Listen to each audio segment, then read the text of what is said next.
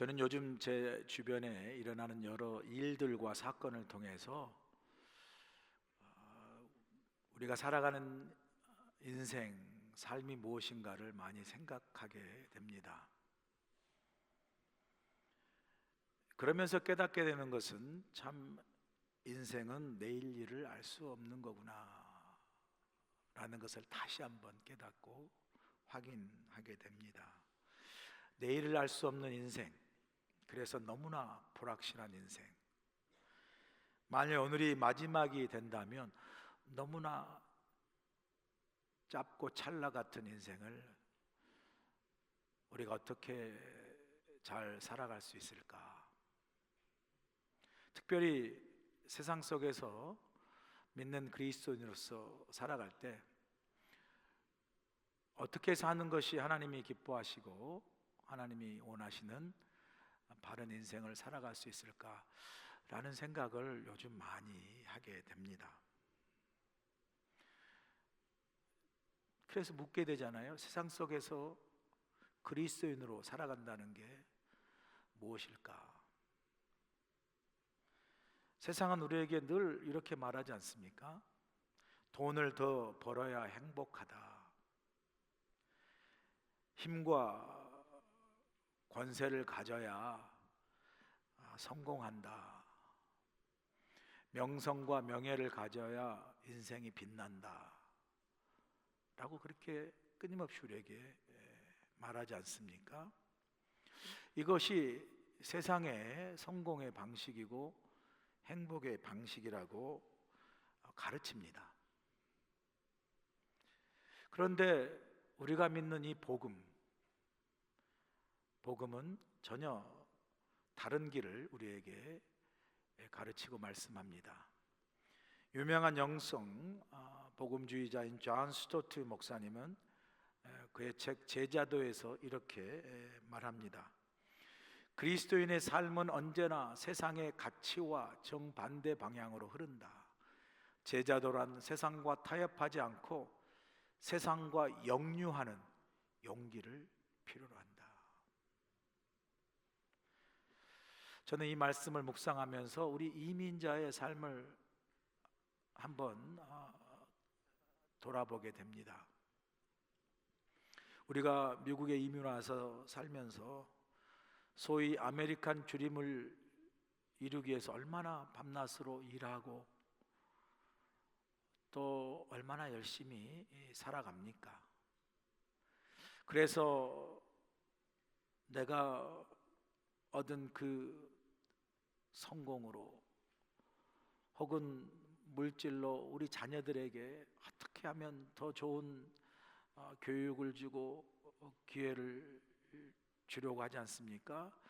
그래서 유명한 사립 아이비리그 이런 곳에 우리가 아이들을 보내면, 대학을 보내면 부모로서 성공한 것이라는 그런 그 마음을 갖게 되는 삶을 살아갑니다. 그래서 부모들 얼마나 애씁니까? 그래서 우리가 나름 인생 혹은 이민의 삶에 성공하면 또 그 다음 뭡니까? 우리가 속해 있는 공동체나 세상과 사회 속에서 좀 더 사람에게 인정받고 더 높은 자리에서 사람들의 존중을 받는 그런 명예를 얻고자 하는 그런 삶을 막 우리가 열심히 살아가고 있지는 않는가라는 생각을 하게 됩니다. 열심히 사는 것 귀한 일이죠.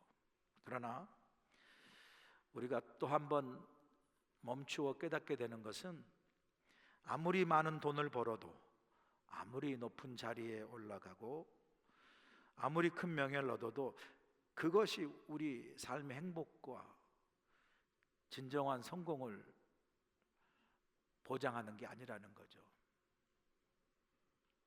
그래서 오늘 본문 마가복음 10장에 보시면 예수님의 제자인 야고보와 요한이 예수님께 권력과 영광을 추구하고 그 자리를 달라고 요구하는 것을 우리가 보게 됩니다.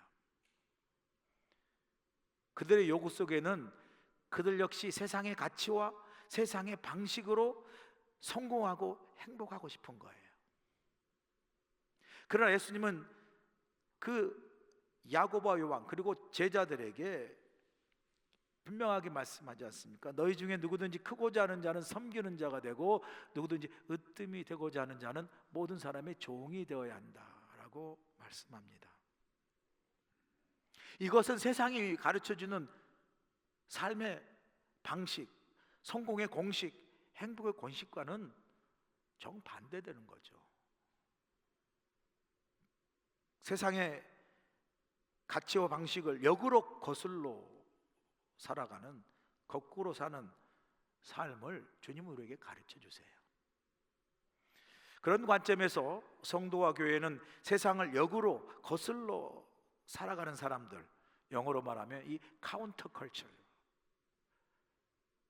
세상의 가치와 문화와 방식을 카운터, 거슬러 살아가는, 거꾸로 사는 그리스도인들이 바로 성도요 교회다라고 할 수 있습니다. 세상은 돈과 권력과 명예를 추구하라고 하지만 예수님은 오히려 그 길을 내려놓고 섬김과 희생의 삶을, 그 길을 걷는 십자가의 삶을 살라고 우리에게 말씀하십니다.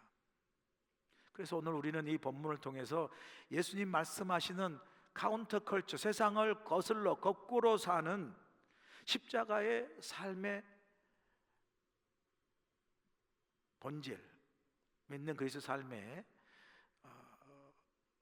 본질을 오늘 여러분과 함께 말씀을 통해 나누려고 합니다. 세상을 거슬러 주님이 원하시는 삶을 살아가는 중요한 교훈 중에 하나가, 첫 번째가 물질에 관한 겁니다. 돈을 탐하지 말라. 본문 37절 보실까요? 여짜오되 주의 영광 중에서 우리를 하나는 주의 우편에 하나는 좌편에 앉게 하여 주옵소서. 그래요. 본문 시작을 보면 세베대의 아들 야고보, 요한, 예수님의 제자입니다. 그들이 예수님께 찾아와서 예수님, 우리가 원하는 게 있는데요, 꼭 들어주세요. 그래요. 예수님께서 그들에게 묻죠. 너희가 원하는 게 무엇인데? 그러자 야고보와 요한이 뭐라고 이야기합니까? 우리를 예수님의 좌편과 우편에 앉게 주세요 라고 부탁을 합니다. 근데 이건 사실은 부탁이 아니라 청탁이라고 하는 게 맞죠? 여러분, 부탁과 청탁의 의미를 혹시 아세요? 똑같은 것 같지만 다릅니다. 부탁은 나의 친분과 또 그 선의를 사용해서 다른 사람에게 뭔가 내가 도움을 요청하는 거예요. 도움을 부탁하는 거예요. 이건 선의적 부탁이잖아요. 그래서 이걸 부탁이라고 그러고요. 청탁은 다른 겁니다.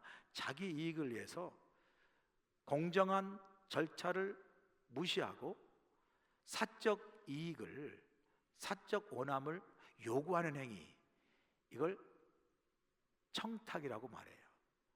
그래서 한국 국어사전의 부탁과 청탁이 엄연히 다릅니다. 그래서 이 청탁에는 반드시 뒤따르는 게 있죠. 뇌물이 따르거나 혹은 외압, 힘이 있는 사람이 그렇게 해, 외압이 따르는 거죠. 그래서 여러분 들어보셨어요? 부당 부탁이란 말 들어봤어요? 왜 대답이 없으세요? 당황스럽게. 부당 부탁이란 말 들어본 적이 없죠? 부당 청탁이란 말은 들어봤어요.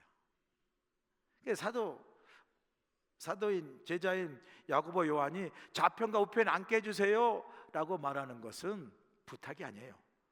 이건 청탁인 거예요. 그래서 선의적 부탁이라면 왜 다른 제자들이 그것 듣고 막 화냈겠어요?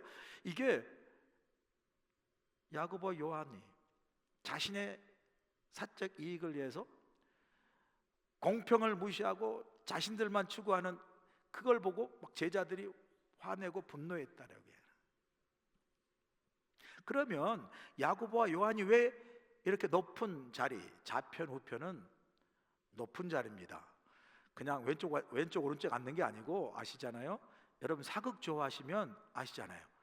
우의정, 좌의정, 그 힘을 가진 그 자리를 원했다라는 거죠. 그러면 야고보와 요한이 그렇게 높은 자리를 원한 이유는 간단합니다. 그 높은 자리를 통해서 자신들의 이익과 자신들의 이권을 얻고 싶었기 때문이에요.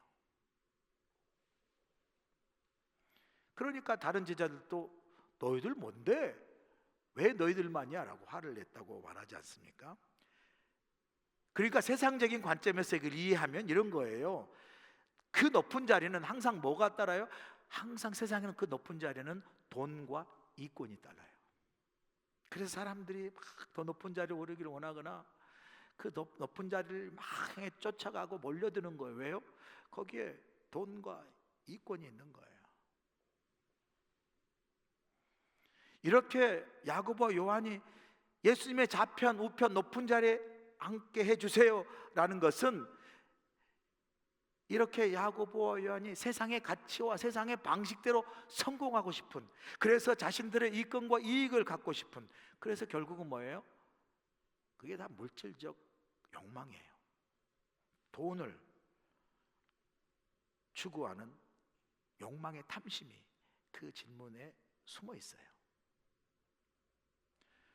마치 우리 시대 만몬주의라고 그러죠. 물질 만능주의의 사람들이 결국은 모든 인생의 성공과 행복을 돈에서 찾고 물질에서 찾는 그런 모습을 대변하는 모습이요 질문이라고 할 수 있겠습니다. 제가 지난주에 뉴스 하나를 듣고 깜짝 놀랐어요. 지난주에 LA에서, 제가 20년 넘게 살던 LA에서 큰 살인 사건이 일어났더라고요. 뭐 일어날 수 있겠다, 뭐 그런 뭐 많이 있지만 특별히 LA에서, 그것도 저도 듣고 아는 그 천 씨라는 사람이 70대예요. 70살인데 자신의 아내와 큰 딸을 총으로 쏴 죽이고 자신도 총으로 스스로 목숨을 끊는 큰 사건이 발생을 했습니다. 사건 현장이 어디냐면요, 그 LA의 가장 부자 동네 토렌스에 있는 팔로스 버디스 높은 산에 있어요. 거기에도 더 좋은데 롤링 힐스, 아래 언덕에서 구르듯 바라보는 좋은 데라고 해서 롤링 힐스, 그 대저택에서 그런 사건이 발생한 거예요. 그 집의 집값이 1,500만 불이라고 그래요. 1,500만 불. 그리고 그 천 씨라는 분이 어떤 사람이냐면요, LA에서 보석상으로 돈을 뿌지야 번 거예요. 보통 보석은 유대인들이 다 잡고 있는데 그 틈새 들어가서 돈을 많이 벌고 그 돈을 또 막 부동산까지 해가지고요, 그 루비 주얼리는 저도 아는 데예요. 뭐 제가 뭐 많이 가서 샀다는 소리가 아니고 워낙에 유명하기 때문에 많이 아는. 또 그 말하면 목사님이 가서 뭐 다이아몬드 샀더라 그렇게 또 소문이 나더라고 보니까. 근데 그래가지고 뭐 성공한 사람인데 재산이 3천억이에요. 3천억. 조금이라도 놀래 좀 보세요. 난 진짜 잡닥소리. 아니 그 팔로스 버디스 롤링스는 제가 안수위원회 카톨릭 그 수양관이 팔로스부터 제일 높은데, 하여튼 카톨릭은 좋은 데는 다 수양관을 갖고 있어요. 어마어마하게 제일 꼭대기에 수양관이 있어. 매년 거기서 안수위원회가 모이고 1년에 서너 번씩 가면서 항상 그걸 막 올라가는 데에 한 30분 40분 걸립니다. 올라갈 때마다 집들이 너무 좋아서 이런 집들은 누가 살까 그런 생각을 할 정도인데, 그 중에서 롤링힐스에 거기 1,500만 불이니까, 그러니까 보니까요 깜짝 놀라. 방이 6개, 화장실이 7개예요. 하여튼 감이 안 오죠. 화장실이 하나밖에 없거나 둘밖에 없는 우리는 어떻게 방보다 화장실이 많아요? 7개. 그런데 이분이 부인과 이혼 소송 중에 사업권과 재산을 놓고 싸웠어요. 그러다가 이 천 씨가 부인을 총으로 69세, 45세 큰 딸을 쏴 죽이고 자기도 죽은 거예요. 제가 생각해 봤어요. 참 힘들겠다라는 생각도 하지만, 아니 설령 이혼해서 재산을 절반으로 나눈다 그래도 그거 평생 다 못 쓰고 죽을 돈인데 뭐 그렇게까지 그냥 막 다 죽이고 자기도 죽었을까? 뭐 그런 생각이 나는 들더라고요. 그런 생각이.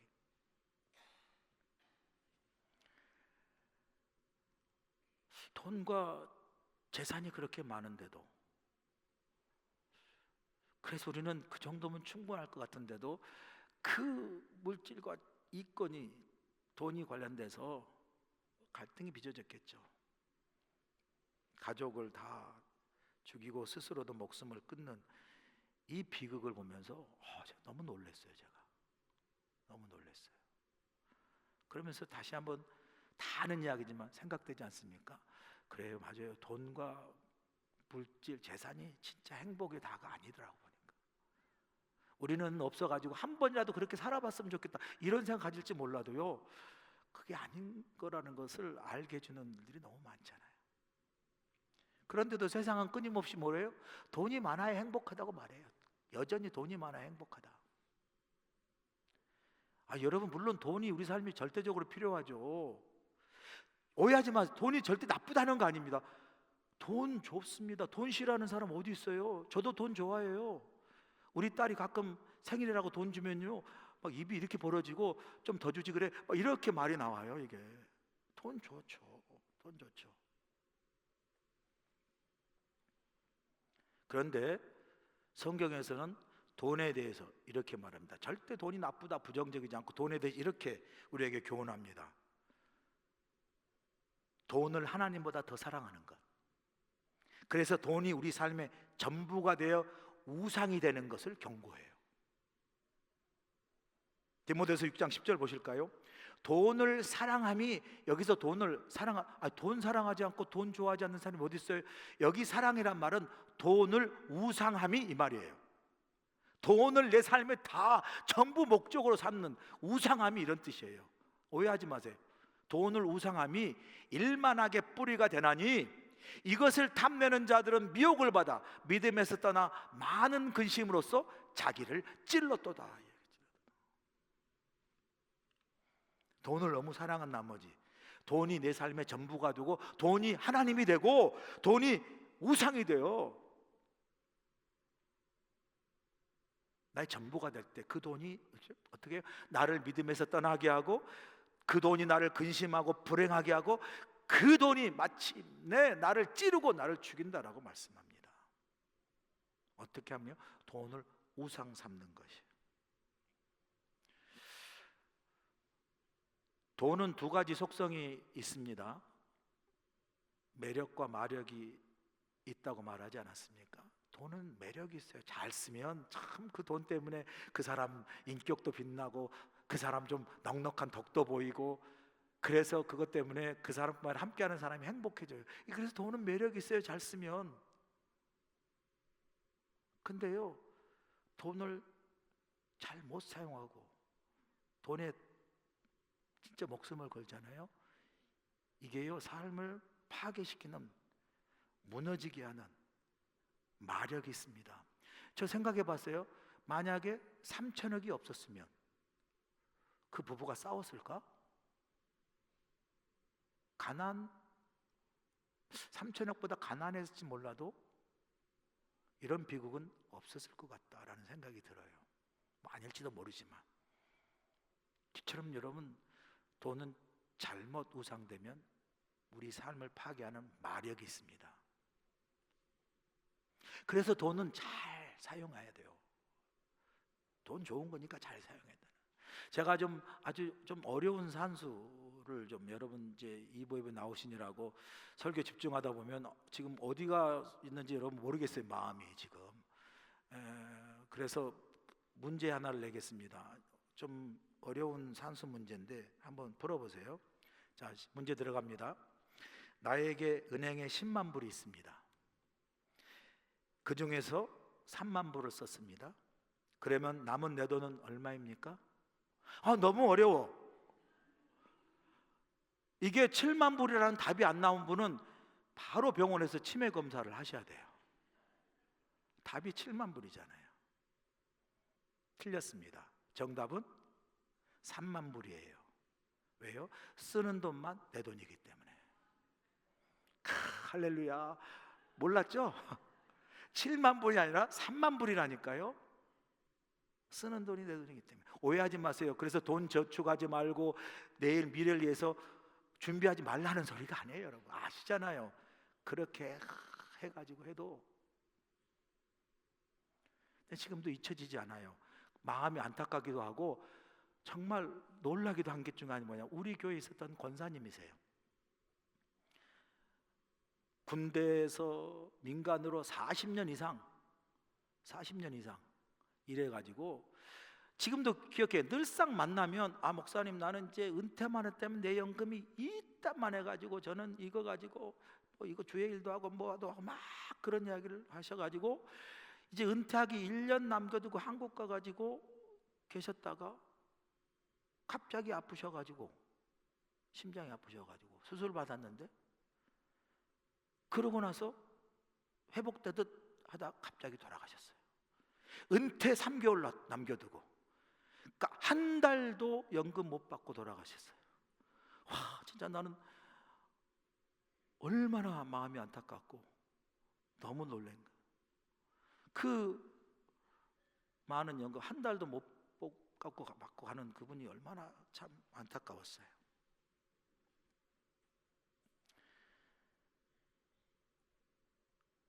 쓰지 않는 돈이 내 돈이 아니라는 말, 그래서 쓰는 것만 내 돈이라는 말을 시니컬하게 써라 낭비, 그게 아니고 돈을 잘 어떻게 해요?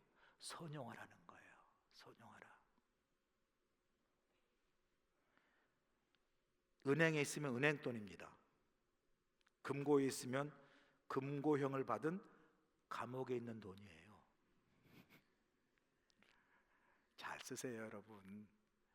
특별히 하나님 나라를 위해, 주를 위해서 잘 쓰시면 그 돈 빛나고 주의 아름다운 사역과 나라가 세워지고 하나님께는 영광이고 여러분에게는 하나님이 주신 기쁨으로 그 물질로, 재산으로, 돈으로 여러분의 삶을 축복으로, 감사로 빛나게 하는 귀한 은혜를 주실 줄로 믿습니다. 꼭 돈만 이야기하면 아멘이 적더라. 아니 뭐 여러분한테 뭐 그렇다고 재산 팔아서 뭐 교회라고 하는 게 아니니까 돈 때문에 행복하라고 하시는 거예요. 아멘? 일부보다 사람이 많으신데 일부보다 아멘이 더 적어요. 아멘? 뭐 이렇게 하면 얼마나 좋아요. 주시는 거 감사해서 기쁘게 잘 선용해서 살면 행복해야지 좋은 거잖아요. 두 번째 주시는 교훈은 우리가 하나님, 주님 기뻐하시는 삶을 살기 위해서 권력이라는 중요한 포인트인데 권력에 군림하지 말고 섬기라는 거예요. 본문 42절 보세요. 예수께서 불러다가 이르시되 이방인의 집권자들이 그들을 임으로 주관하고 그 고관들이 그들에게 권세를 부리는 줄을 너희가 알거니와, 그래요. 예수님 좌우에 앉고 싶어서 야고보와 요한이 부탁한 그 이면에는 뭐예요? 권세와 권력을 갖고 싶었던 거예요. 예수님은 그들의 마음을 꿰뚫으시고 야고보, 요한 이리 와봐, 가까이 불렀다고 그래서 불러서 이렇게 말씀하세요. 그게 오늘 42절이에요. 풀었으면 이런 거예요. 너희가 아는 대로 세상의 통치자들은 백성을 권력으로 지배하고 고관들은 권세를 부린다. 무슨 말이에요? 너가 그렇게 요구하는 거, 네 이면에는 권세하고 권력을 그렇게 원하는데 그건 세상에서 추구하는 방식이고 세상 사람들이 원하는 삶의 가치다 라고 지금 일깨워 주는 거예요. 그러면서 이런 세상의 가치와 방식이 아닌 주님이 원하시는 삶의 방식과 가치를 43절에서 이렇게 말합니다. 너희 중에는 그렇지 않을지니 너희 중에 누구든지 크고자 하는 자는 너희를 섬기는 자가 되고, 그래요. 야고보와 요한은 권력을 원했습니다. 그런데 주님은 권력 대신에 뭐예요? 섬기라고 말씀하는 거예요. 세상은 힘과 권세와 권력을 가져야 성공할 수 있다고 말하지 않습니까? 맞아요, 여러분. 보니까요, 실제로 힘과 권세와 권력을 가지면 성공하더라고 보니까. 여러분 오해하지 마세요. 그 필요 없다. 있으면 성공해요. 힘 있고 권세 있고 권력이 성공합니다. 그런데 그것을 위해서 불나방처럼 그것만을 쫓고 그것을 붙잡고 군림하는 인생 살지 말라는 거예요. 왜요? 예, 맞습니다. 힘과 권세 권력이 있으면 성공하지만 동시에 이것들이 얼마나 허무하게 허망하게 사라지고 우리 삶을 무너지게 하는 것도 너무나 극명하게 우리에게 보여주는 거죠. 저는 대학에서 정치학을 공부했습니다. 한국 정치사를 공부하면서 그리고 세월이 오랜 지난 지금 한국의 정치사를 보면요, 마음이 씁쓸해요. 한국의 정치사에서 가장 최고 권력 정점에 오른 사람이 대통령이잖아요. 이런 최고 권력의 정점에 오른 대통령이라면 참 세상 힘을 가진 그 자리나 그 사람들이, 권세와 권력을 가진 그 자리 그 사람이 얼마나 나라와 백성들을 이무롭게 하고 삶을 선하게 하는 그런 좋은 롤모델, 좋은 본보기, 사람들 볼 때 그래 참 좋은 거다라고 말할 수 있게 하는 그런 역사를, 그런 대통령의 역사를 우리는 보지 못했어요. 지금까지. 오해하지 마세요. 정치적인 이념, 좌우, 뭐 진보, 보수, 뭐 정당 다 떠나서 뭐 그런 거 전 관심 없어요. 그냥 이민자로 살면 그 별로 중요하지 않아요. 이민자한테는 그냥 한국이 잘 되고 한국이 정말 경제가 부흥하고 뭐 다 성공, 이게 다 우리한테 좋은 거죠. 뭐 여기 이민까지 와가지고 진보 보수 찾는 거 진짜 그 어리석은 거예요. 우리는 딱 하나예요. 조국이 잘 되는 거. 할렐루야. 아멘이시잖아요. 그러니까 이념이나 뭐 내 정당이나 노선을 떠나서 정말 이 한국 정치 대통령 살면 가슴이 아프다니까요. 초대 대통령은 뭐 이승만 대통령 하야했죠. 박정희 대통령은 암살당했죠. 시해당했죠. 그 다음에 누구예요? 전두환 대통령은 백담사로 어떻게 해요? 유배 갔죠. 노태우 대통령은 감옥에 갔죠. 김영삼, 김대중 대통령은 아들이 다 감옥에 갔죠. 그것도 부끄러운 일이잖아요. 그리고 누구예요? 또 그 다음에 노무현 대통령은 그냥 몸을 던져버렸죠. 스스로 삶을 마감했잖아요. 박근혜 대통령 뭐 탄핵 당했죠. 아니 윤석열 대통령도 탄핵 당했잖아요. 그러니까 권력이라는 세상에서 말하는 힘이 세상을 이롭게 하고 나라를 이롭게 하고 백성을 이롭게 하는 그런 좋은 롤모델이 되면 얼마나 좋겠어요. 근데 안타깝게도 우리는 그런 모습을 보지 못한다는 거죠. 저는 미국에 살지만 그런 거 보고 싶어요. 한국의 대통령이면 정말 존경하고 싶은 대통령, 국민의 존경을 받고 모든 국민들이 하나를 이루는 대통령. 미국의 조지 워싱턴 대통령이나 그렇죠? 링컨 대통령이나 루스벨트 대통령이나 지미 카터 대통령, 얼마나 좋은 대통령 많아요. 저는 그런 좋은 한국 정치사, 대통령 역사를 가진 그런 나라가 되었으면 하는 마음이 너무 간절해요. 그러면서도 깨닫게 되지 않습니까? 권력이라는 게 아시잖아요. 화무 11홍, 권불 10년이라. 화무 11홍이 뭐예요? 아무리 아름다운 꽃도 10일이면 떨어진다는 거죠. 권불 10년, 아무리 하늘을 나는 새를 떨어뜨리는 권력도 10년 먹고, 정확히 10년을 먹고 떨어진다라는 거예요. 그래서 영원한 권력 없고요, 그렇게 권세와 권력을 추구하는 세상에 산 우리에게, 그래서 주님이 뭐 권세 권력 뭐 좋은지 모르셨을까요? 아셨을 것 같아. 권세 많은 빌라도 앞에 서기도 하고 권세 많은 높은 대제사장 앞에도 쓰기도 하고, 그래 너 힘 있다, 너 못 굽다, 뭐 이런 거 많이 보셨잖아요, 주님도. 그럼에도 불구하고 주님은 말씀하세요. 그런 세상에서 우리에게 섬김의 삶을 살라고 말씀하세요. 그 섬김의 삶이 패배의 삶이 아니라 그 섬김의 삶에 진짜 행복이 있기 때문에 그래요. 여러분 보세요. 권세와 권력은 항상 높은 자리잖아요. 그래서 이 높은 권세와 권력에 남은 일은 떨어질 일밖에 없어요. 그래서 어떻게 해요? 높은 자리는 항상 떨어질 일밖에 없고 꼭 떨어져요. 또 떨어집니다. 그래서 높은 자리에 있는 사람은 언제 떨어질지 몰라서 불안해한 거예요. 불안해. 여러분, 한국에 기업 다닌 사람들이 50대만 되면 언제 명퇴당할지 몰라 불안한 것처럼, 여러분 권세 높은 건 떨어질 일밖에 없으니까 언제 떨어질지 몰라서 불안하다니까요. 그런데 섬김의 자리는 언제나 낮은 자리예요. 여러분, 그래서 낮은 섬김의 자리는 떨어질 일이 없어. 그래서 어떻게 해요? 언제 떨어질까 불안할 필요도 없어요. 낮은 섬김의 자리는요, 더 이상 떨어질 것도 없으니. 그리고 어떻게 해요? 그래서 오히려 마음이 더 평안합니다. 평안해요. 또 한번 생각해 볼까요? 권세와 권력의 자는 남위에 군림하는 자리잖아요. 이 남위에 군림하는 이 자리는요, 사람의 진심을 얻기가 어려워요. 멀리 있는 사람들은 다 자기 이권을 위해서기 때문에 진심을 못 찾아요. 못 얻습니다. 그래서 이 권세 권력이 떨어지면요, 사람이 다 떠나는 거예요. 등 돌리고 배신하는. 왜요? 진심이 모이는 사람이 아니기 때문에 그래요.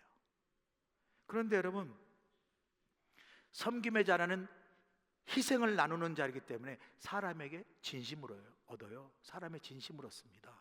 섬김의 자리는 희생의 자리이기 때문에, 나누기 때문에.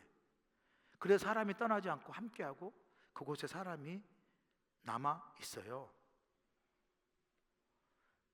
그래서 섬김의 자리가 사실은요, 세상에 렌즈로 보면 실패한 자리처럼 보여도 진짜 그 자리가요, 평안한 자리예요. 사람이 함께하는 자리예요. 그래서 행복한 자리입니다. 교회에서도 보면요, 나 잘났다고 높이 고개 뻑드는 사람들은 별로 행복하지 않아요. 왜요? 별로 사람 없어요. 그래 네 잘났다 그러니까. 그렇지만 섬기면요, 사람이 그분의 그 섬김을 진심으로 반응해요. 존경하고요, 함께합니다. 여러분, 주님이 명령해서 지키는 섬기는 게 아니라요, 그래서 부담이야가 아니라 진짜 이 섬김의 자리가 행복한 자리예요. 사람이 더불어 함께하는 기쁨의 자리인 줄로 믿습니다. 그래서 주님이 섬기라는 거예요. 섬기라는 거예요. 세 번째 우리에게 주시는 교훈은 명예입니다. 명예. 우리가 주님을 따라가는 삶, 이 명예는 뭐예요? 하나님께서 주시는 진정한 명예를 추구하라는 거예요. 본문 44절 보실까요? 너희 중에 누구든지 으뜸이 되고자 하는 자는 모든 사람의 종이 되어야 한다라고 말합니다. 야고보와 요한은 모든 제자들 중에서 자신들이 가장 으뜸이란 말은 영어로 보니까 first 그렇게 번역했어요. NIV에 1등이 되는 것, 이것을 추구했어요. 왜요? 1등이 되면 사람들에게 인정받고 칭찬받고 모든 영광과 명예를 다 얻어요. 저 참 올림픽 하면서 어떨 때는 저도 그런 하나의 그 속물적 근성을 갖고 있기도 하지만 이건 참 아니다 싶은 생각이 뭔지 아세요? 양궁 보니까 우리나라 너무나 양궁을 잘해가지고 금메달, 은메달, 동메달 전부 다 우리 한국 사람이 다 1등, 2등, 3등을 했어요. 근데 희한해요. 1등만 이름이 기억나는 거 있죠. 금메달만. 아니 같은 한국 사람이 금, 은, 동 했는데 1등만 기억나더라고요.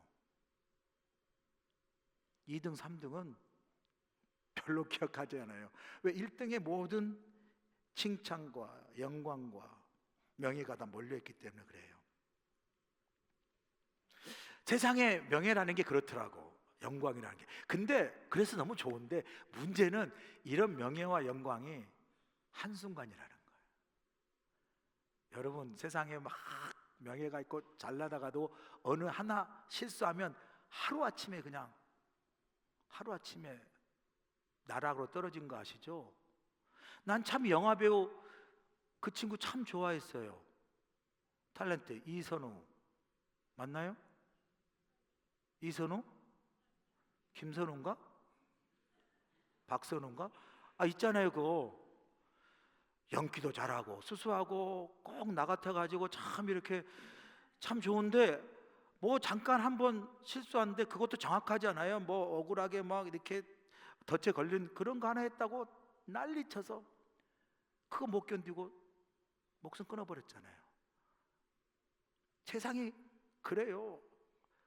좋을 때는 박치다가 어느 순간 우리는 그것보다 훨씬 더 많은 것 실수하면서 살면서 하나 때문에 그냥 땅바닥에 냉동이 치는 게 세상이라고요. 이게 세상의 명예, 신기루 같은 거예요. 물안개와 같은 거라니까요. 요즘 K-팝 디몬 헌터스 유명하잖아요. 제가 막 소개해서 또 여러분 가운데 본 분도 많이 계시는데, 헌트릭스 여자 보컬 그룹 루미, 또 뭐예요, 또 미라 조이 막 그래가지고 골든 노래도 했잖아요. 제가 얼마나 잘 불렀어요. 업업 하면서 기억나시죠? 제가 그렇게 잘 부를 수가 있어요, 진짜. 그렇게 해가지고 막 유명해요. 그래도 여러분, 그 만화 영화잖아요, 헌트릭스가. 그리고 사실은 뭐 루미, 미라, 조이 이것도 다 만화 캐릭터잖아요. 근데 진짜 사람 보컬 그룹으로 뭐 세계적으로 가장 유명한 우리 K-팝 그룹이 뭐예요? 방탄소년단 BTS잖아요. BTS. 이거는 만화 영화고 진짜 BTS 다이너마이트 노래 얼마나 잘 불러요. 진짜 BTS는 정말 세계적으로 너무나 유명한 K-팝 그룹이잖아요. 그 중에 많은 방탄소년 멤버 중에 제가 좋아하는 멤버가 정국이에요. 정국이 한번 띄워보세요. 왜 꼭 제가 젊었을 때 저랬거든요. 제가. 아니 왜 웃으세요? 꼭 저를 보는 것 같아가지고 내 정국이가 너무 좋아요. 잘생겼잖아요. 이 얼마나 이 아미들이, 우리 하나미 권사 말고 아미들이 너무 좋아해요.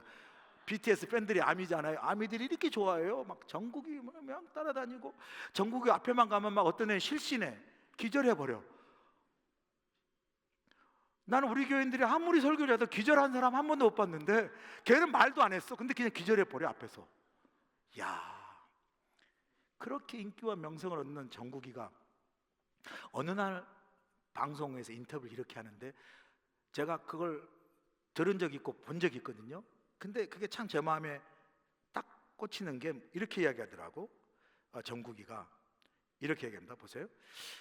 전 세계가 나를 주목하는 순간이 있어도 언젠가는 잊혀질 것이라는 게 두렵습니다. 그래요.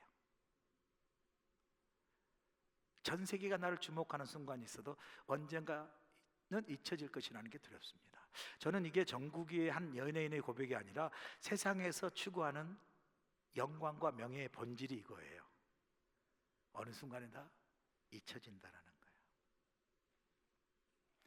제가 묻고 싶어요. 여러분, 그렇게 인기가 있는 방탄소년 BTS와 마더 테레사가 있는데 어느 명예가 더 오래 기억되고 세워질 것 같으세요?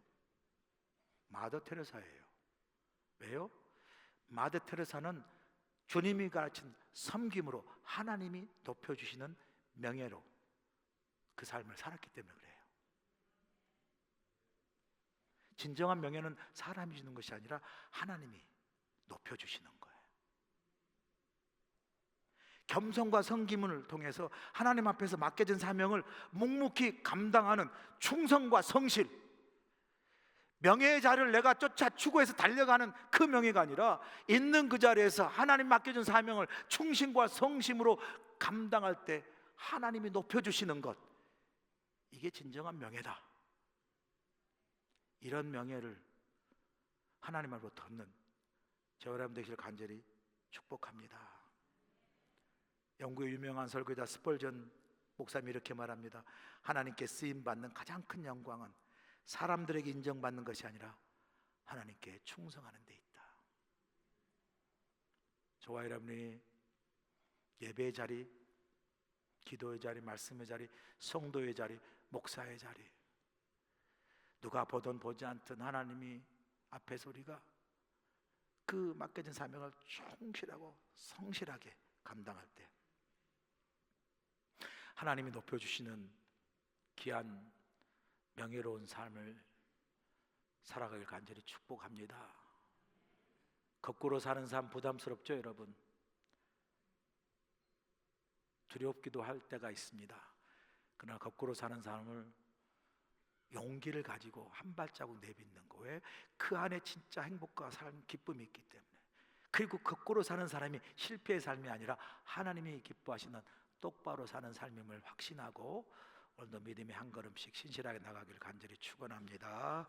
이제는 우리 주 예수 그리스도의 크신 은혜와 우리 하나님 아버지의 무한하신 사랑하심과 성령님의 감화 감동 역사하심이 세상에 살아갈 때 세상의 가치와 방식을 따르지 않고 주께서 명하신 거슬러 역으로 살아가는 거꾸로 사는 우리의 삶을 두려워하지 않게 하시고 진정 주께서 명하신 삶 속에 참된 기쁨과 행복이 있음을 발견하고 담대하게 믿음을 가지고 세상을 거슬러 믿음으로 살아갈 수 있는 능력 있는 우리 모두의 삶 그리스도 삶이 될 수 있도록 함께하여 주시옵기를 예수님의 귀하신 이름 받들어 간절히 축원하옵나이다. 해외 아멘. 최초의 한인 교회로 하나님의 사명을 감당하고 있는 우리 교회는 120여 년이 지난 오늘까지 굳건하게 이곳에서 자리를 지키고 있습니다. 우리 교회는 하나님의 크신 은혜와 인도하심 가운데 성도들의 끊임없는 기도와 헌신으로 우리에게 맡겨진 사명들을 충성스럽게 감당하고 있으며 모든 감사와 찬양을 올려드리고 있습니다. 성도들의 영적 성장과 양육을 위해 말씀으로 나아가며 청년이든 자녀든 젊은 노인이든 하나님의 꿈을 손에 쥐들고 함께 그 꿈을 이루어나가는 우리 교회 우리 모두가 될 주님을 간절히 축원합니다. 속회 모임, 새가족 클래스, 성경 맥잡기, 커피 브레이크, 러브 인카운터, 1:1 제자 양육, 성경 통신 그리고 제자 훈련 등 다양한 프로그램들을 통해 하나님의 말씀을 더욱 깊이 묵상하고 하나님께 더욱 가까이 나아가도록 열심을 다하고 있습니다. 특별히 120주년을 맞은 지난해에는 기념원회 및 바자회, 한미연합성회, 독립운동 사적지 현판 제막식 그리고 교회 다큐멘터리 제작 등 다양한 사역을 통해 하나님의 크신 은혜와 인도하심에 감사하며 모든 영광을 하나님께 올려드리는 복된 한 해였습니다. 경제는 어렵고 힘들지만 온 땅에 복음을 전하기 위한 해외 선교의 열정은 세계 선교대회 이후 더욱 활성화되어서 브라질과 베트남, 필리핀으로 단기 선교를 다녀왔습니다. 단기 선교를 통해 복음을 전하고 하나님의 사랑을 나누는 복된 시간이 되었습니다. 지역을 사랑하며 영혼을 사랑하는 마음으로 매일같이 피켓 전도로 복음을 전하고 있으며 지역을 청소하고 무숙자들에게 음식을 나누면서 이웃 사랑을 몸으로 실천하고 있습니다. 믿지 않는 어린아이와 부모들을 위한 페페아이나와 어하나 그리고 주일학교와 중고등부 한어대학 청년부가 함께 예배하는 차세대 프로그램이 활발하게 운영되고 있으며 대학생 신입생과 재학생들을 위해 풍성한 장학금이 많은 학생들에게 전달됨으로써 지역사회의 나눔의 삶을 계속해서 실천하고 있습니다.